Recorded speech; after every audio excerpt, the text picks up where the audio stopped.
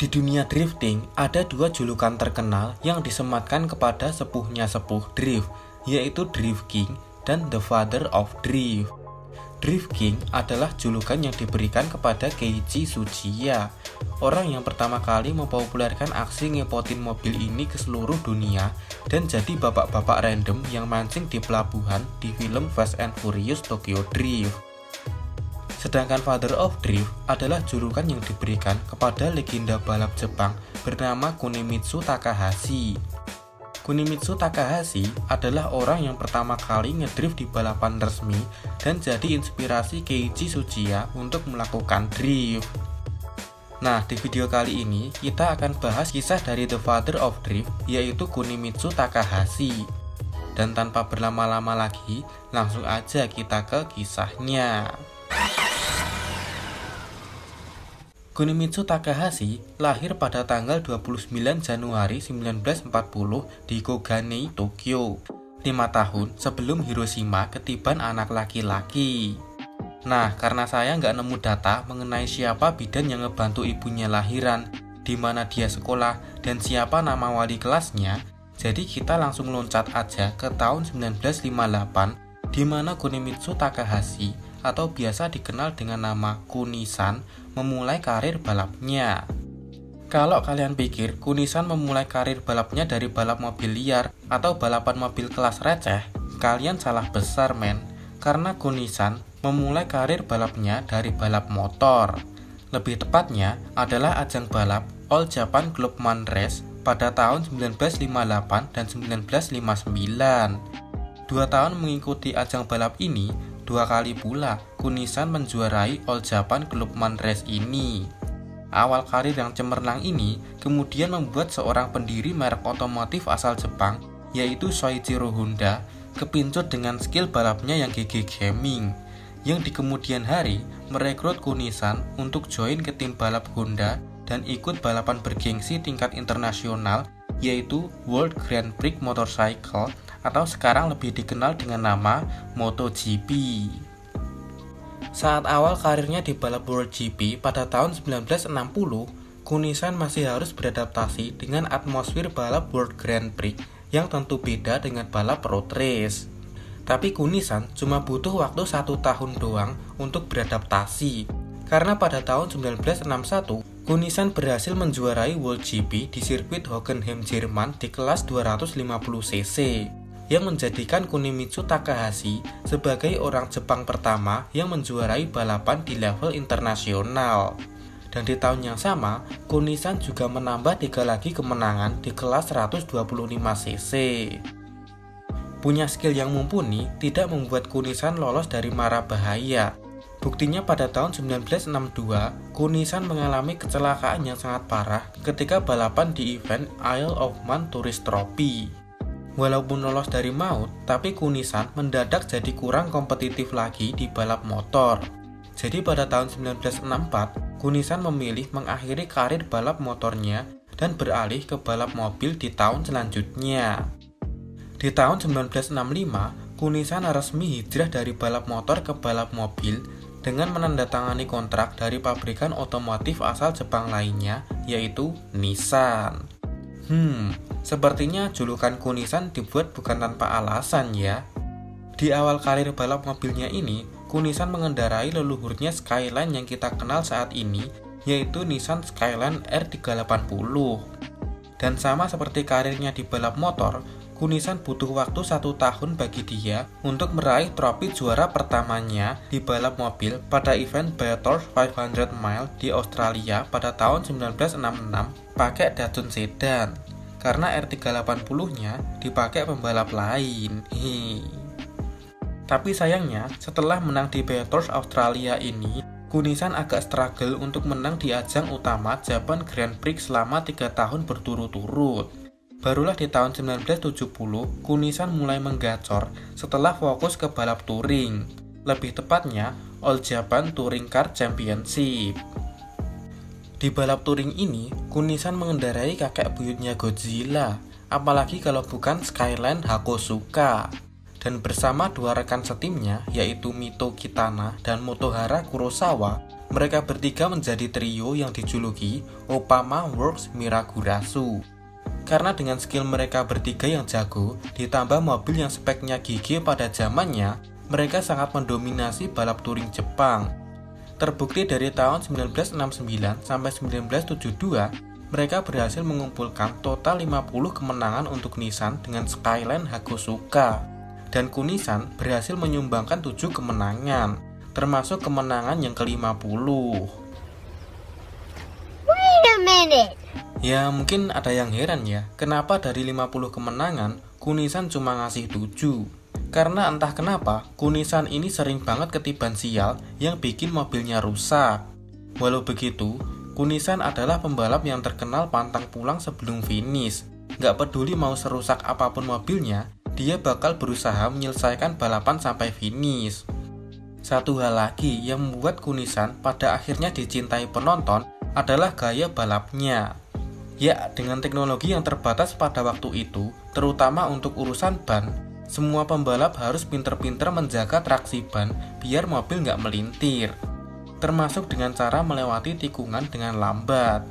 Nah, beda dengan pembalap lain yang melambat ketika melibas tikungan, Kunisan malah YOLO aja dengan tetap tancap gas ketika melibas tikungan.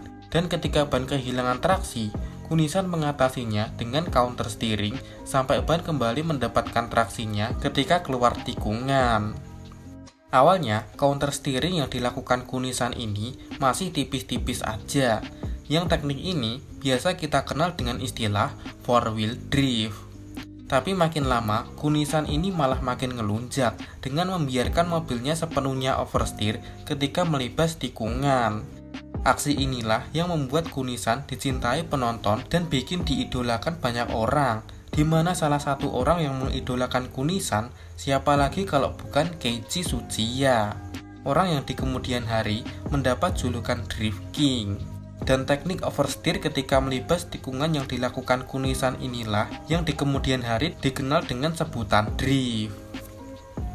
Walaupun menemukan teknik mengemudi yang memukau penonton dan kemungkinan besar bisa bikin dia lebih terkenal lagi, tapi Kunisan menganggap bahwa aksi sliding yang dia lakukan semata-mata hanyalah sebuah strategi untuk lebih cepat dari lawannya. Maka dari itulah, Kunisan tidak serius dalam mengembangkan teknik drifting ini.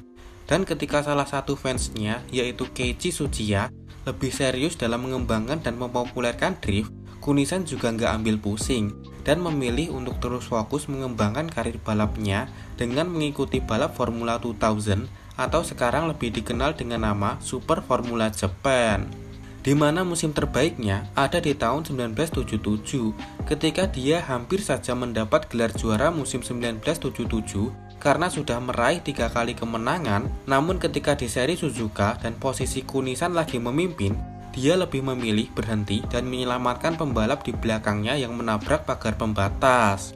Karena aksi heroiknya inilah, pada akhirnya Kunisan berada di peringkat 2 klasemen akhir di bawah Kazuyoshi Hoshino. Selain Formula 2000, Kunisan juga pernah menjajal balap F1 ketika balapan ini digelar di sirkuit Fuji pada tahun 1977. Dengan mengendarai Tyrrell 007, Kunisan berhasil finish di posisi ke-9. Walaupun tidak mendapat juara 1 atau minimal podium, tapi performa Kunisan tetap GG karena dia start dari posisi ke-22. Dan hasil finish ke-9 ini juga lebih mendingan timbang Kazuyoshi Hoshino yang start dari posisi 11 tapi finishnya di posisi 11 pula. Seperti merasa belum puas balapan di kelas touring car dan formula, Kunisan mencoba tantangan baru dengan menjajal balap ketahanan. Dengan mengendarai Porsche 956 dan 962C dari tim Nova Engineering, Kunisan berhasil juara 4 kali di event All Japan Endurance Sport Prototype Championship di tahun 1985, 1986, 1987, dan 1989. Prestasi gemilangnya di balap ketahanan tingkat nasional ini membuat Porsche memberi kesempatan kepada Kunisan untuk menjajal balap ketahanan paling bergengsi di seluruh dunia, apalagi kalau bukan Le Mans 24 Hour. Tercatat Kunisan balapan di setiap tahun di Le Mans 24 Hour mulai tahun 1986 sampai 1990 dengan prestasi terbaiknya adalah finish di posisi ke-9. Walaupun tidak mendapat gelar juara atau minimal podium, tapi kalau kata orang-orang gabut yang ngelis dosa besar garasi drift, bisa balapan di Lembang 24 hour saja sudah merupakan prestasi. Asli, orang-orang ini kalau beneran gabut, ketimbang nyari-nyari kesalahan orang lain, mending subscribe ke channel Cabret Media, biar channel sebesar biji sawi ini bisa berkembang lagi. Setelah kenyang dengan pengalaman di berbagai ajang balap sirkuit, Kunimitsu Takahashi kemudian mendirikan tim balapnya sendiri yang diberi nama Tim Kunimitsu pada tahun 1992. Bekerja sama dengan tim Taisan, tim Kunimitsu memulai debutnya di tahun yang sama dengan menggunakan mobil yang sangat OP pada waktu itu, yang tak lain dan tak bukan adalah Nissan Skyline R32 alias Godzilla. Dengan line up pembalap Kunisan sendiri, ditambah satu pembalap yang merupakan fans berat Kunisan, yaitu Keiichi Tsuchiya. Awal-awal Kunisan menjalani balapan bersama tim Kunimitsu memberikan hasil yang cukup lumayan dengan mencetak 4 podium di kelas GTC 1 selama musim 1992 dan juara di sirkuit Autopolis di tahun selanjutnya. Ya mau bagaimana lagi pak, walaupun pakai Godzilla, tapi kalau lawannya juga pakai Godzilla, tetap aja susah menangnya. Tapi selain podium pakai Godzilla, Kunisan juga pernah pakai Porsche 911 dan menang di sirkuit Sportland Sugo pada event Japan Grand Touring Championship tahun 1994. Di tahun yang sama, Kunisan juga masih sempat-sempatnya balapan di Formula Japan dan berhasil podium di sirkuit Fuji Speedway saat usianya 54 tahun.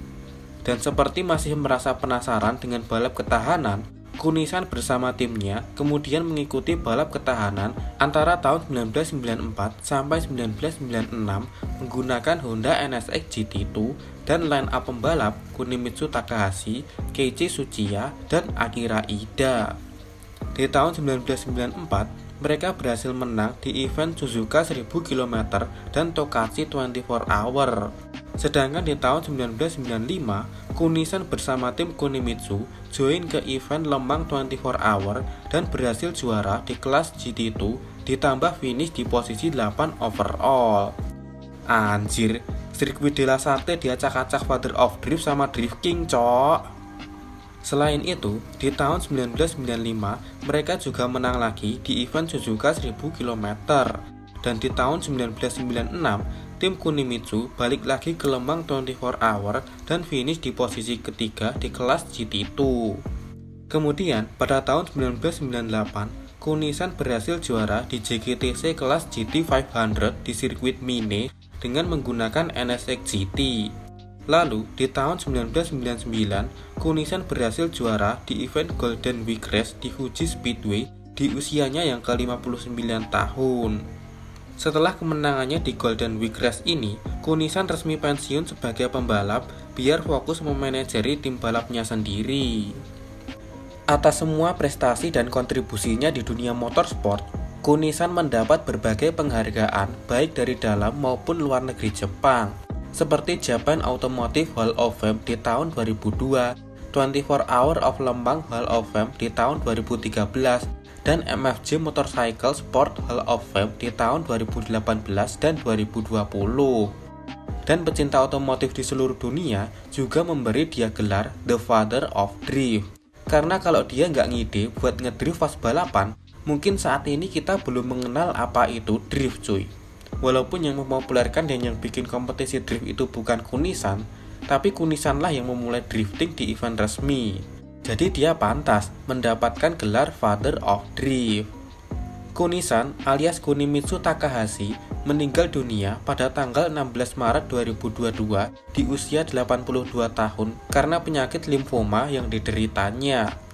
Jadi untuk mengenang jasa dan karyanya di dunia motorsport pada umumnya dan dunia drifting khususnya, mari kita bersama-sama press F to pay respect.